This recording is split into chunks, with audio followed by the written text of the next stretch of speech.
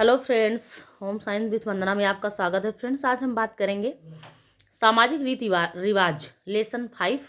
यही बुक है, ये बुक देख लीजिए। ये बुक बहुत महत्वपूर्ण है। इसी बुक से हम करवा रहे हैं। इसके पहले का लेसन करवा चुके हैं और अब आगे का जो है उसको करवाएंगे। तो इसके पहले में तो फ्रेंड्स ये 4 लेसन तक हम करा चुके थे।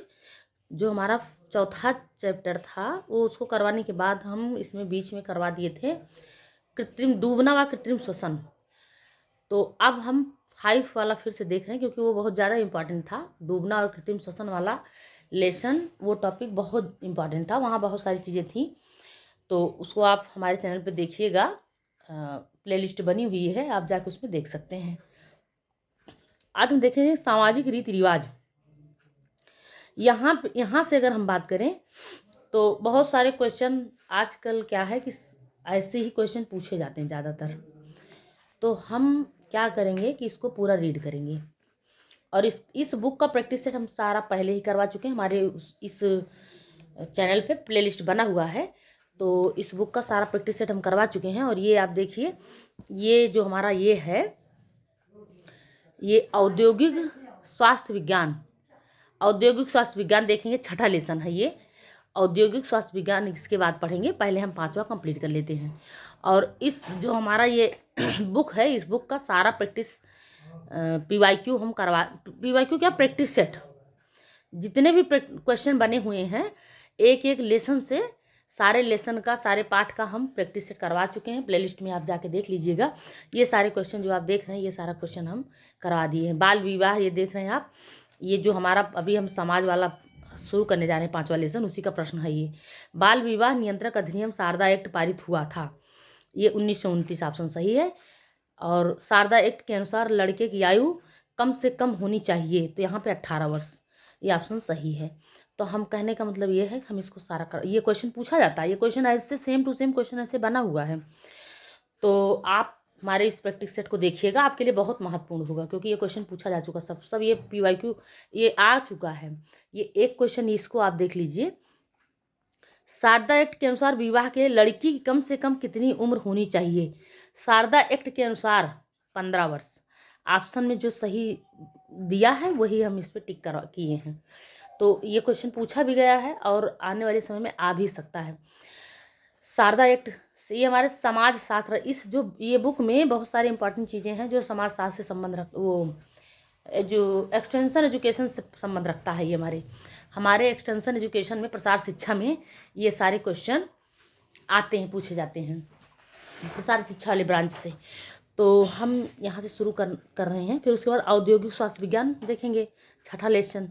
पहले हम कर लेते हैं 5वां। ऐसे ही हम इस बुक को पूरा रीड कराएंगे। पूरा रीड करा के और इसके जितने प्रैक्टिस करवा ही दिए हैं, जितना लेसन इसको रीड करा देंगे। तो हम शुरू करते हैं सामाजिक रीति रिवाज से। ये हमारा लेसन है और आजकल होम साइंस में ऐसे ही क्वेश्चन, यहाँ इन सब जगहों से ऐसे ही क्वेश्चन बन भी जाते हैं। तो ऐसे रीड करा रहे हैं, आप रीड कीजिए, बहुत इंपॉर्टेंट होगा आपके लिए। चाहे किसी को TGT के लिए, LT के लिए, जो भी परीक्षाएं लगी हुई हैं सबके लिए आवश्यक है यहाँ के सारे टॉपिक। सामाजिक रीति रिवाज देखेंगे हम। सामाजिक रीति रिवाजों का निर्माण समाज के माध्यम से होता है। समय समय पर समाज कुछ नीतियों का निर्माण करता है।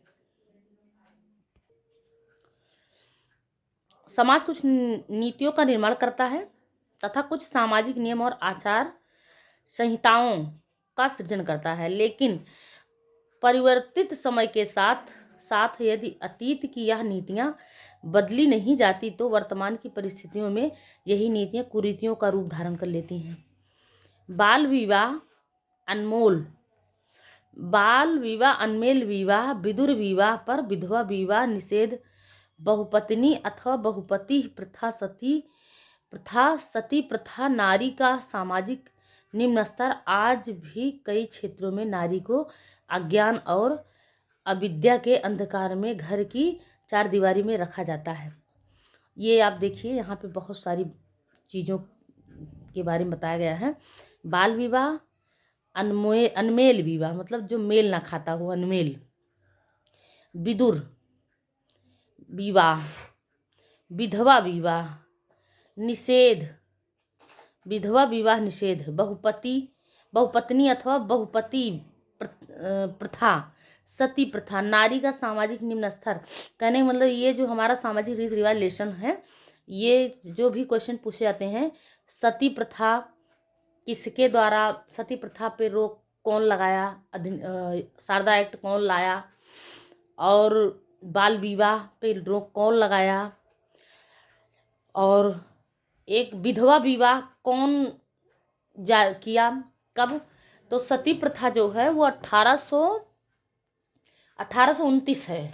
सती प्रथा का जो वो बनाया गया, सती प्रथा अधिनियम एक्ट जो लागू हुआ कि सती प्रथा ये सही नहीं है, राजा राम मोहन के राय के द्वारा ये बनाया गया था, और 1829 में ये लागू हुआ था। और 1929 ये था बाल विवाह, जो हरविलास शारदा एक्ट के नाम से जाना जाता है। हरविलास शारदा के द्वारा ये चलाया गया है बाल विवाह, इसकी रोकथाम की गई है। बाल विवाह शारदा एक्ट के नाम से भी जाना जाता है इसको। तो ये सारे इसमें इसी के बारे में दिया गया है।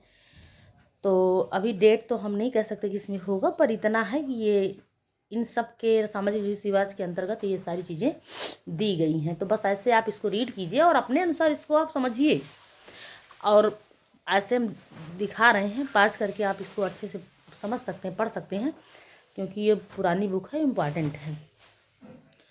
और अभी हमारे यहाँ ये चल रही है ग्रेजुएशन स्तर पे, ग्रेजुएशन स्तर पे ये चल रही है हमारे यहाँ, इसकी पढ़ाई होती है। ये यहाँ से हम रीड करेंगे। प्रदा प्रथा जन्मना जात प्रजात, जात पात लिखा है यहाँ, प्रजात नहीं, जात पात, अंतर जातीय विवाहों पर प्रतिबंध, सहभोज अथवा सहपान, एक ही थाली में अनेक व्यक्तियों का भोजन करना अथवा एक ही गिलास से अनेक का जल पीना या हुक्का पीना आदि, और अवसर मौसर, श्राद्ध, दहेज आदि ऐसी कितनी सामाजिक व्यवस्थाएं आज सामाजिक कुरीतियां बनी हुई हैं। यह कुरीतियां व्यक्ति के स्वास्थ्य पर गहरा प्रभाव डालती हैं, और इनका परित्याजन आज के परिवर्तित समय में बहुत आवश्यक माना जाता है। हमारी प्राचीन वैदिक व्यवस्था में कम से कम 16 वर्ष की कन्या एवं 25 वर्ष के युवक ही को विवाह करने की अनुमति प्रदान की जाती थी। ये यहाँ पे दिया गया है, 16 वर्ष की कन्या और 25 वर्ष के युवक ही को विवाह करने की अनुमति प्रदान की जाती थी। लेकिन कालांतर में राजनीतिक तथा आर्थिक परिस्थितियों के कारण बाल विवाहों को प्रोत्साहन दिया गया। ये स्थिति बता रहा है क्या स्थिति पहले क्या था, यही नियम था, पर स्थितियों के अनुसार, परिस्थितियों के कारण बाल विवाह प्रोत्साहन दिया गया, और आज भी गांवों में हजारों बाल विवाह सामूहिक रूप से हो रहे हैं। युवा अवस्था तक पूर्ण ब्रह्मचर्य पालन व्यक्तिगत स्वास्थ्य हेतु शारीरिक वर्धन और गठन के लिए कितना आवश्यक है, यह हम सभी जानते हैं। फिर भी कानूनी रोक के उपरांत भी बाल विवाह हो रहे हैं। अनमेल विवाह, बहुपत्नी और बहुपति विवाह भी हो रहे हैं। इसके फलस्वरूप अनियंत्रित संतानोत्पत्तियां हो रहे हैं। तो मेरे कहने का मतलब ये है इस बुक से कि पूरी कहानी आप जानिए, क्या स्थिति, क्या दशा पहले थी, क्या कारण था, और अभी क्या चल रहा है, अभी भी क्या चल रहा है।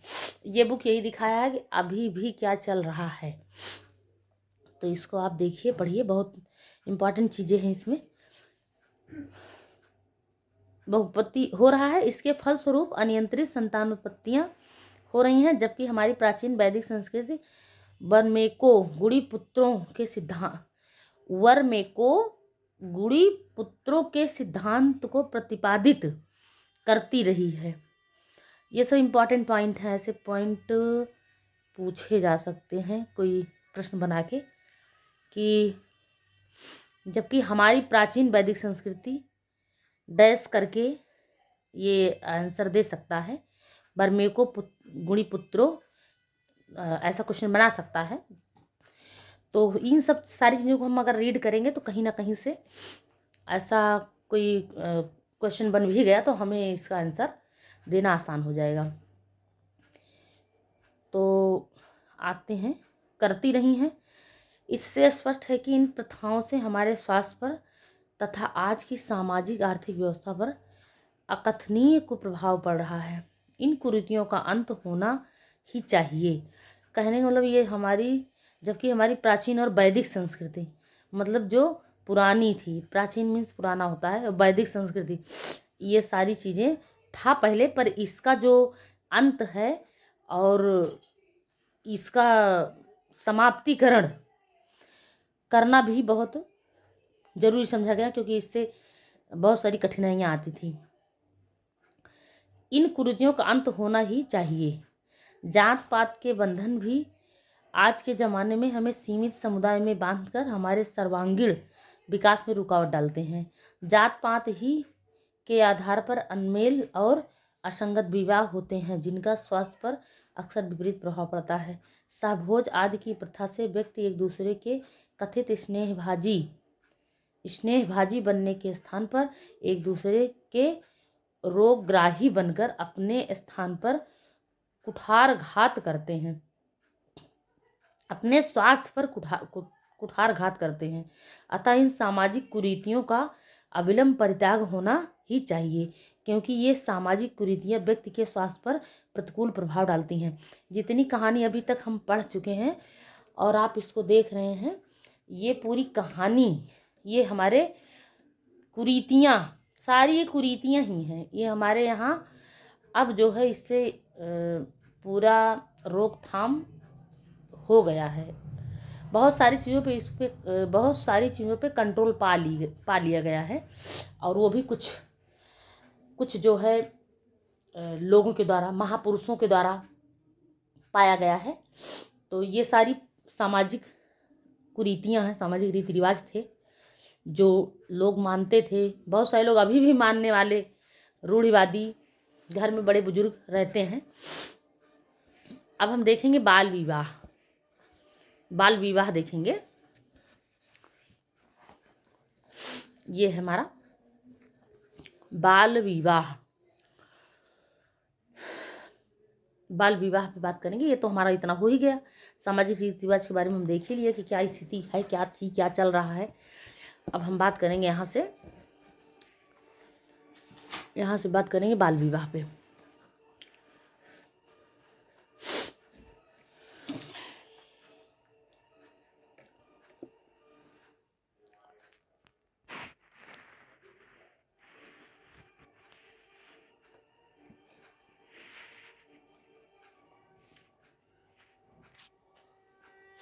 बाल विवाह से देखेंगे। बाल विवाह हमारे भारतीय समाज की एक गंभीर समस्या है, क्योंकि वहाँ बाल विवाह, सती प्रथा, विधवा विवाह, विदुर विवाह, प्रत्यक्त विवाह, अनमेल विवाह, सारी चीज़ों के बारे में हम बात की। अब यहाँ पे इनके उपाय की बात की गई है। उपाय किसके द्वारा किया गया है? वो कुछ महापुरुष हैं, वो अपना योगदान दिए इसमें सुधार के लिए। तो ये हमारे सब्जेक्ट टॉपिक, ये हमारे एक्सटेंशन एजुकेशन में हमारे टॉपिक में है, और हम लोग इसको पढ़ते हैं। यहाँ से क्वेश्चन पूछा भी जाता है, क्वेश्चन बनता भी है।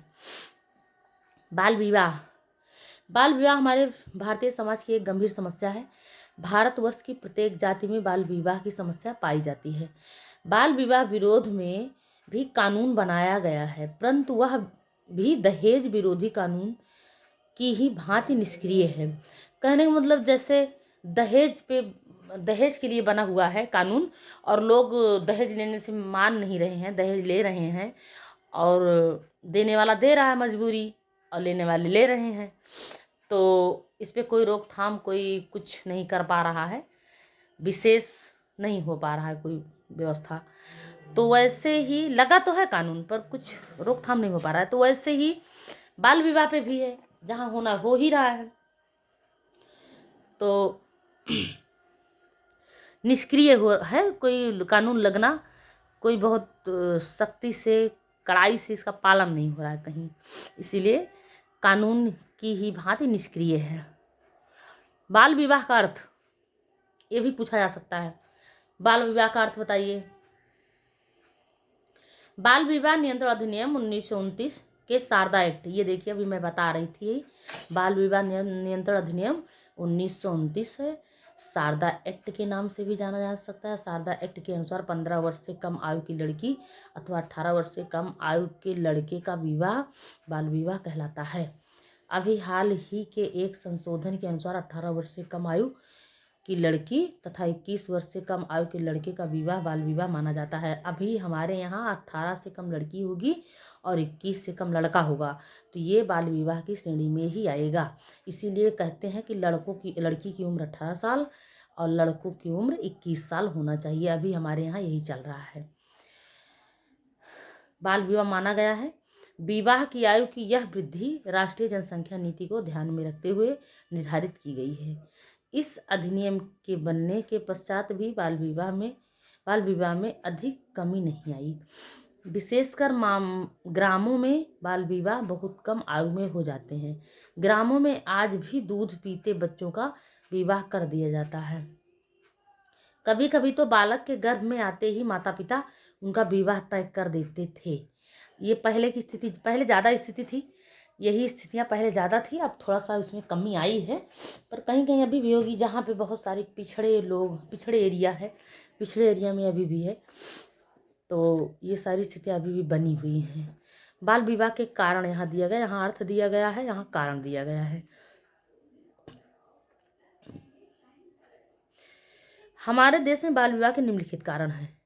स्त्रियों की निम्न स्थिति, अगर पूछा गया कि बाल विवाह के कारण बताइए, तो आपको ये बताना, स्त्रियों की निम्न स्थिति, विदेशी आक्रमण,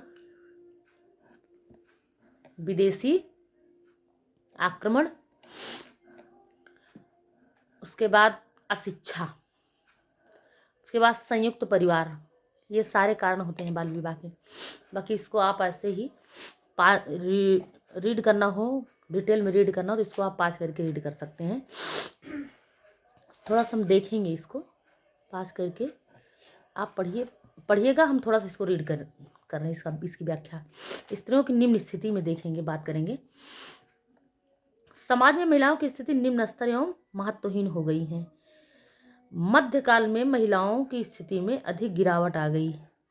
महिलाओं की शिक्षा बंद कर दी गई तथा वे पुरुषों पर पूर्ण रूप से आर्थिक बोझ बन गई। यह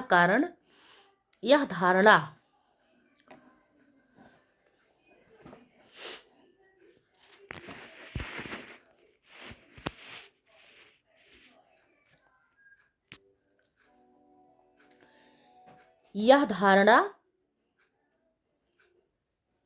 विकसित हो गई कि महिलाएं शारीरिक रूप से भी कमजोर हैं, अतः उन्हें संरक्षण की बहुत अधिक जरूरत है। इस कारण शीघ्र विवाह कर उन्हें किसी पुरुष का संरक्षण प्रदान करने की प्रथा का प्रचलन हो गया। इस कारण बाल विवाह को प्रोत्साहन मिलने लगा। स्त्रियों की निम्न स्थिति यही थी, क्योंकि उनका ना कोई उनका वो था, उनके पास ना कोई इनकम था, ना कोई उनकी बहुत विशेष आवश्यकता थी, इसलिए उनकी आवश्यकता, निम्न स्थिति के कारण उनकी आवश्यकता महत्वहीन समझी जाने लगी। निम्न स्थिति के कारण महिलाओं की जो आवश्यकता थी वो महत्वहीन समझी जाने लगी, और जब महत्वहीन समझी जाने लगी तो ये लगा कि इनका संरक्षण कैसे हो, और इनके संरक्षण के लिए इनका विवाह ही कर देना अच्छा है, कि विवाह हो जाएगा तब ये संरक्षित रहेंगी। तो यही है स्त्रियों की निम्न स्थिति। अब यहाँ पे विदेशी आक्रमण। भारत में विदेशी आक्रमण से पूर्व स्त्रियों की स्थिति इतनी खराब नहीं थी। विदेशी आक्रमणों के फलस्वरूप सामाजिक सुरक्षा में कमी आती गई। माता पिता कन्या के कौमार्य रक्षण हेतु चिंतित रहने लगे। इस कारण बाल विवाह को बहुत अधिक बल प्राप्त हुआ। कहने का मतलब विदेशी आक्रमण, पहले सबको पता होगा कि हमारा देश जो है आज़ाद जब हुआ तब से आज़ादी से लोग रहने लग गए। नहीं तो पहले क्या थी, बहुत निम्न महिलाओं की बहुत दयनीय दशा थी, बड़ी खराब स्थिति थी महिलाओं की। खास करके जो नवयुवक महिलाएं और लड़कियां होती थी उनके लिए बहुत ज़्यादा दिक्कत होती थी। तो विदेशी आक्रमण जब होता था तो उनको सुरक्षित रखने के लिए माता पिता बहुत चिंतित रहते थे। माता पिता उनके यहाँ पे कन्या के कौमार्य जो कुमारी कन्या रहती थी और वो उनकी रक्षा के लिए माता पिता बहुत चिंतित रहते थे। तो उनको लगता था सेफ्टी उसी में है कि इनका विवाह कर दिया जाए। तो ये भी एक कारण था, विदेशी आक्रमण भी एक कारण था बाल विवाह का। और ये आप याद रखिएगा, स्त्री की निम्न स्थिति, विदेशी आक्रमण। उसके बाद तीसरा पॉइंट, अशिक्षा। अशिक्षा की अगर हम बात करें, अशिक्षा बाल विवाह का महत्वपूर्ण कारण है। अशिक्षा के कारण बाल विवाह से होने वाली हानियों को नहीं समझा जाता था, न समझा जाता तथा बाल विवाह का प्रचलन निरंतर बढ़ता चला गया। इसी कारण आज भी अशिक्षित समाज में बाल विवाह प्रथा चली आ रही है।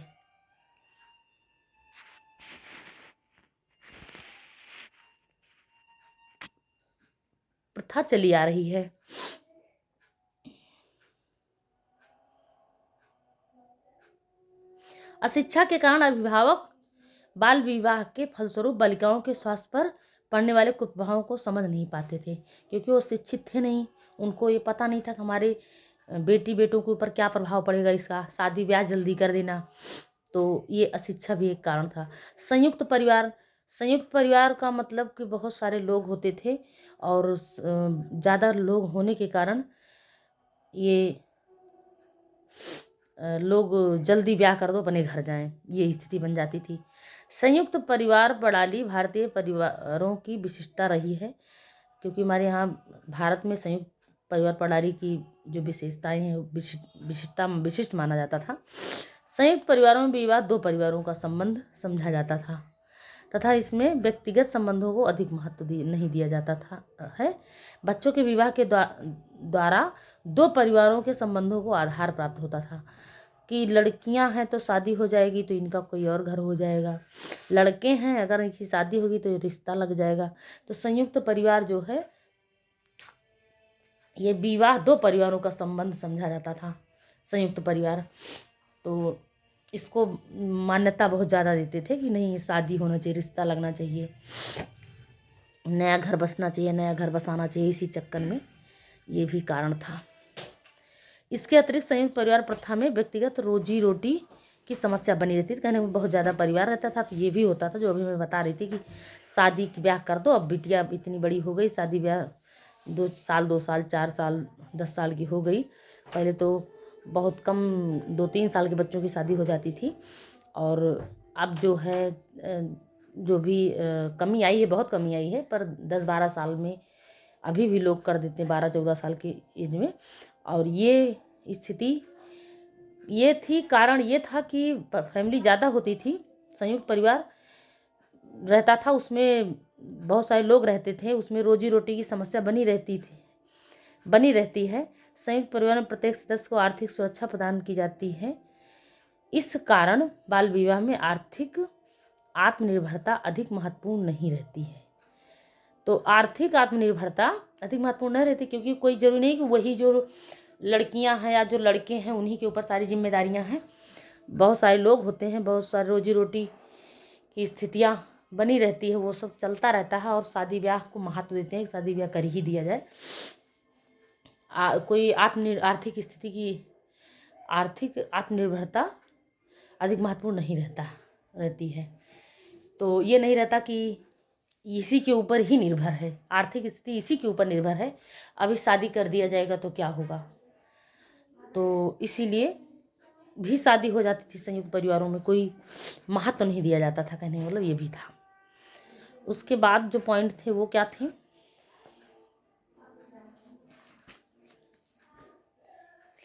इसमें बहुत पॉइंट हैं, ये सारे पॉइंट आप देख लीजिए। इसी तरह आपको अगर आया तो बताना है। ये आप आज इतना देख लीजिए, उसके बाद यहीं पे वीडियो को एंड करते हैं। सामाजिक मान्यता, पाँच करके इसको पढ़िएगा आप। सामाजिक मान्यता, पांचवा पॉइंट। छठा, हिंदू धर्मशास्त्र, हिंदू धर्मशास्त्र के अनुसार भी माना जाता था। उसके बाद दहेज प्रथा, जाति प्रथा, सामाजिक परिस्थितियां, नौवां पॉइंट। इतने हैं ये जो हमारे बाल विवाह के कारण हैं, यही है, इतने हैं 9 कारण। 9 कारण को आप याद रखिएगा। एलटी में अगर पूछ लिया गया कि बाल विवाह के कारण बताइए, आ सकता है क्वेश्चन, एलटी में आएगा बाल विवाह के कारण, तो आपको सारे पॉइंट याद होने चाहिए। सामाजिक मान्यता, हिंदू धर्मशास्त्र, दहेज प्रथा, जाति प्रथा, सामाजिक परिस्थितियां, अशिक्षा और संयुक्त परिवार, ये सारे विदेशियों का आक्रमण, ये सारे आपके इसके कारण हैं, आपको याद रखना है और सारे पॉइंट पॉइंट करके आपको आंसर देना है। अब यहाँ से हम देखेंगे बाल विवाह, पास करके देख लीजिएगा आप। बाल विवाह से हानियाँ, बाल विवाह से हानियाँ ये हो गया। शिशु मृत्यु दर अधिक, बाल विवाह की संख्या में वृद्धि, वो टॉपिक समाप्त हुआ। बाल विवाह के कारण थे वो समाप्त हुआ। बाल विवाह से हानियाँ की बात कर लेते हैं, उसके बाद वीडियो को एंड कर देते हैं। ये सारे टॉपिक आपको ये सारे याद करने हैं। शिशु मृत्यु दर अधिक, बाल विवाह जब हो, बाल विवाह से हानियाँ यही होगी जब बहुत छोटे पर विवाह हो जाता है बच्चों का, तो शिशु मृत्यु दर अधिक होता है। जो बच्चे जन्म लेंगे मृत्यु दर की संख्या अधिक होगी। बाल विधवाओं की संख्या में वृद्धि होगी। भाई शादी जल्दी होगी तो लड़का अगर एक्सपायर हो गया, उसका पति एक्सपायर हो गया, तो बाल विधवाओं की संख्या, अब वो जो बालिका है वो तो विधवा होगी ही ना। उसके बाद यहाँ पे आप इसको देखिए, ये अशिक्षा में बाधक, शिक्षा में बाधक, तीसरा पॉइंट, शिक्षा में बाधक। जब बाल विवाह होगा तो बाल विवाह से हानियाँ होगी, शिक्षा में बाधा। अगर लड़की या लड़का दोनों पढ़ रहे हैं तो उसमें बाधा आएगी। जनसंख्या वृद्धि, क्योंकि अशिक्षित हैं, जनसंख्या वृद्धि होगी। जल्दी शादी होगी, जल्दी बच्चे होना शुरू हो जाएंगे, बच्चे लगा होते रहेंगे, उनको उतना ज्ञान भी नहीं होता। उसके बाद उचित जीवन साथी के चुनाव में बाधा, आपस में एक दूसरे का चुनाव भी नहीं कर पाते हैं क्योंकि उनको इतनी समझ ही नहीं होती है, आगे और पीछे तक सोच ही नहीं पाते। उसके बाद महिला मृत्यु दर अधिक, क्योंकि महिलाएं जो हैं पूरी तरह से मैच्योर नहीं हुई रहती, लड़कियां बालिकाएं मैच्योर नहीं हुई रहती, अपरिपक्व रहती हैं, उनके सारे आर्गन, सारे तंत्र विकसित नहीं हुए रहते हैं, तो महिला मृत्यु दर अधिक होना। माताएं भी मरती हैं, माताओं की भी मृत्यु होती है। उसके बाद सातवां पॉइंट, विवाह के उद्देश्य की उपेक्षा, विवाह के उद्देश्य की उपेक्षा। यहाँ पे जो विवाह का उद्देश्य होता है उसकी उपेक्षा होती है। बाल विवाह के द्वारा विवाह के उद्देश्यों की भी उपेक्षा होती है। इसको मैं ऐसे दिखा दे रही हूँ, आप इसको पास करके पढ़ लीजिएगा, बाकी मैं इसका सारा मैटर बता ही दे रही हूँ। और यहाँ पे स्वास्थ्य पर कुप्रभाव,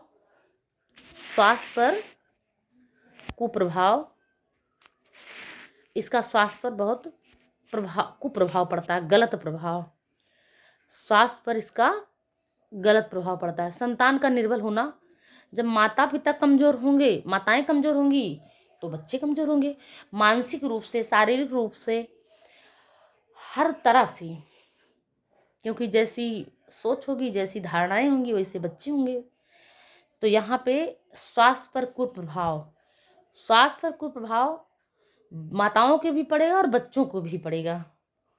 उसके बाद संतान का निर्बल होना, बच्चा कमजोर होगा।